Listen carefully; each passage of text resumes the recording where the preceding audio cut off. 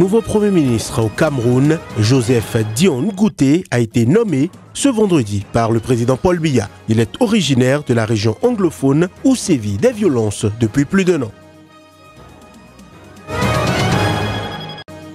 Le Premier ministre togolais Selom Klassou a remis sa démission et celle de son gouvernement au président Faure Singbe, qui l'a accepté, ce après les législatives remportées par le parti au pouvoir. Les institutions étatiques au Nigeria n'assument pas pleinement leur rôle. C'est l'avis du barreau nigérian qui a dénoncé à travers un courrier ce qu'il appelle démission des autorités nigérianes.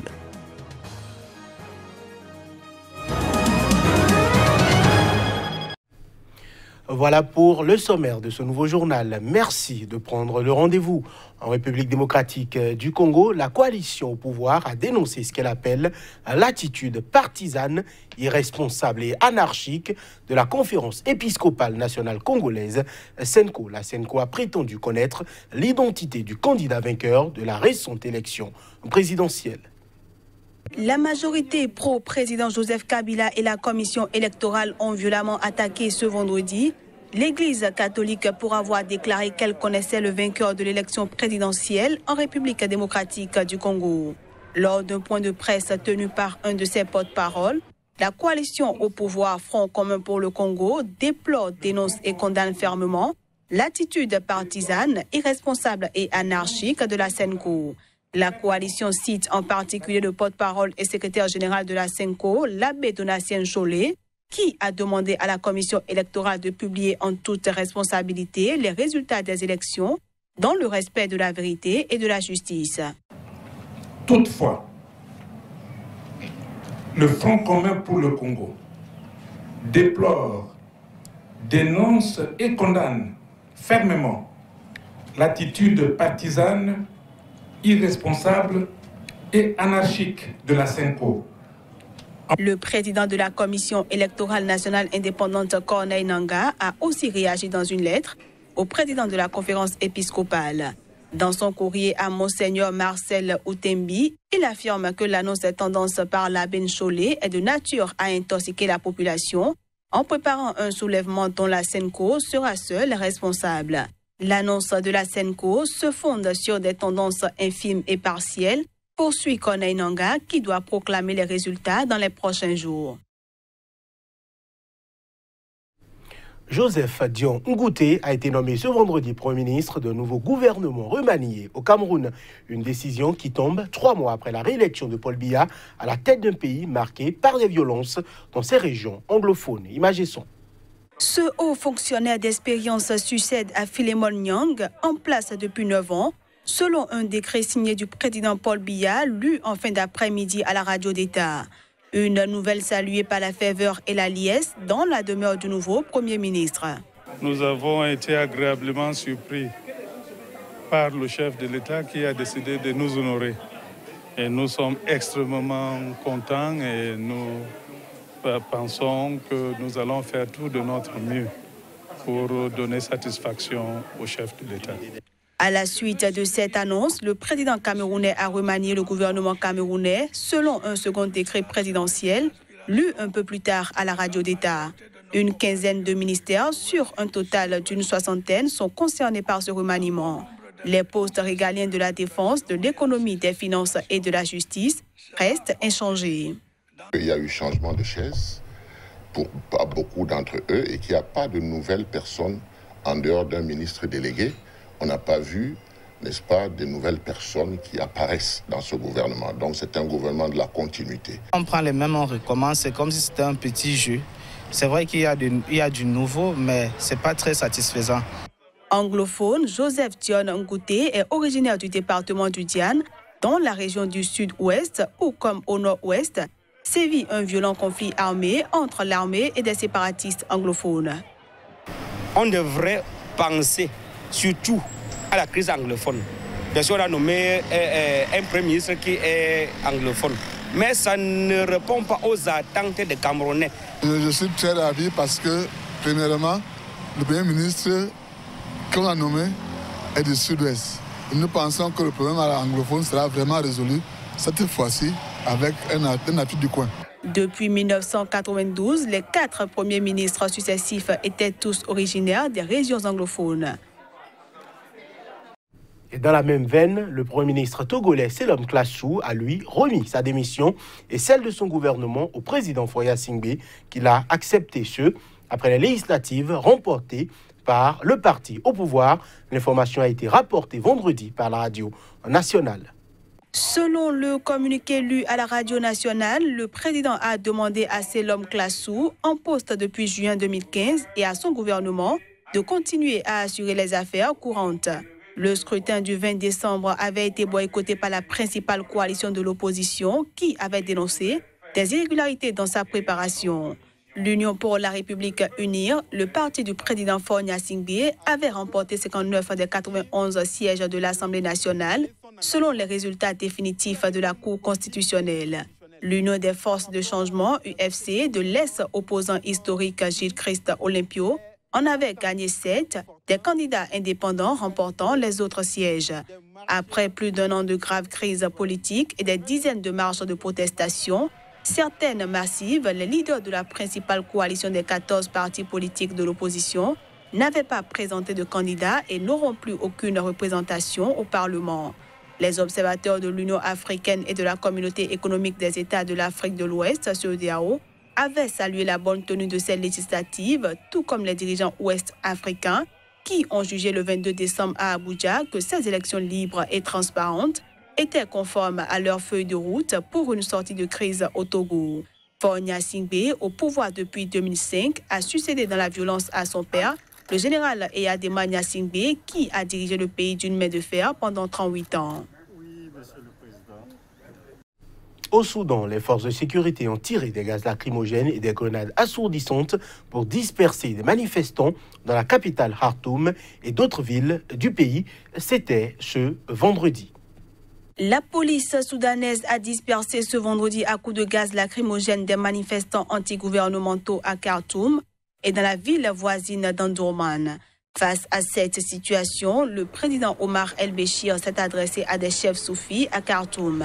Il affirme que bien que nécessaire pour maintenir la sécurité du pays, les armes seront utilisées au minimum suite aux récentes manifestations dans la capitale. Nous ne tuons pas les gens.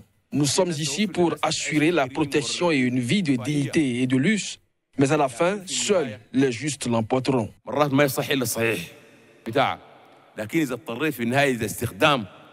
En fin de compte, nous sommes forcés d'utiliser des armes afin de renforcer notre sécurité, mais dans ce cas, nous devons nous en servir avec le minimum de force de dégâts. Les manifestations ont débuté le 19 décembre dernier dans plusieurs villes du Soudan avant de s'étendre à Khartoum, après une hausse du prix du pain, passé mi-décembre d'une livre soudanaise à 3 en plein marasme économique. La contestation s'est vite transformée en un mouvement contre le régime du président Omar El-Béchir, qui s'est emparé du pouvoir par un coup d'État en 1989. Depuis le début du mouvement de contestation, au moins 19 personnes ont été tuées selon les autorités.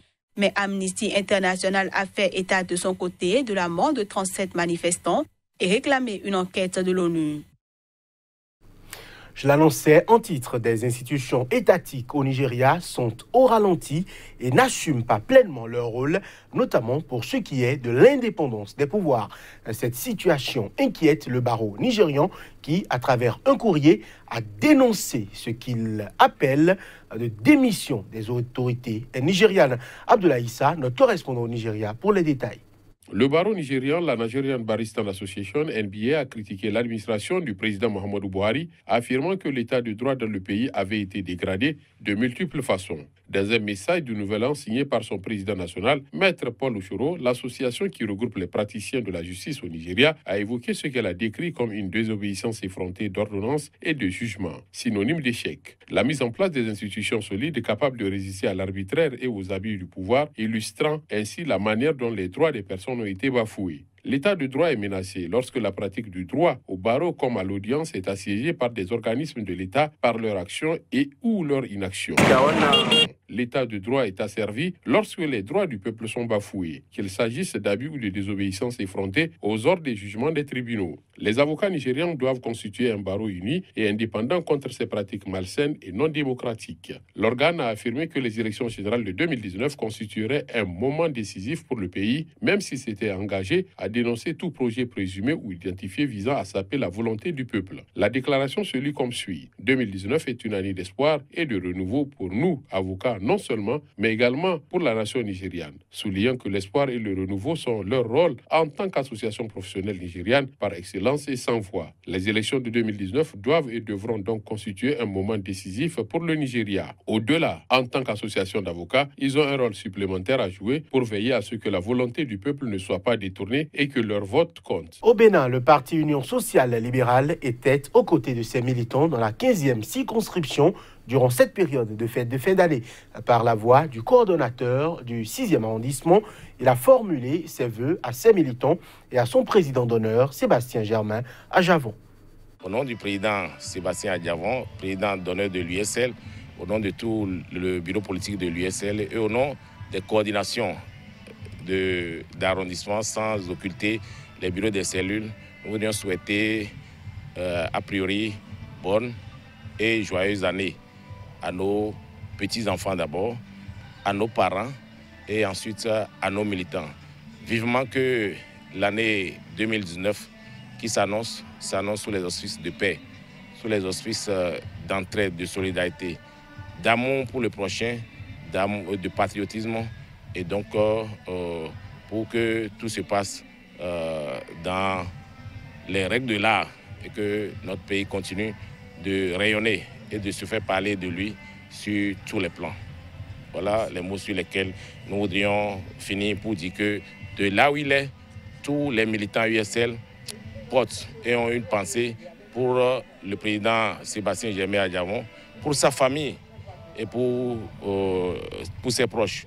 Nous voudrions aussi lui souhaiter beaucoup de courage et que vivement qu'il nous revienne rapidement. Une nouvelle mobilisation des Gilets jaunes en France. Le gouvernement français a affiché vendredi à la fois sa fermeté et son ouverture. Il a dénoncé les agitateurs qui veulent renverser le gouvernement. Après une fin d'année marquée par un reflux de la mobilisation, les Gilets jaunes ont appelé à une reprise du mouvement. Sur les réseaux sociaux, plusieurs appels à des rassemblements sur les places symboliques des villes françaises fleurissaient vendredi. L'autorité a fait allusion notamment à Éric Drouet, médiatique et controversé gilet jaune, interpellé mercredi soir à Paris.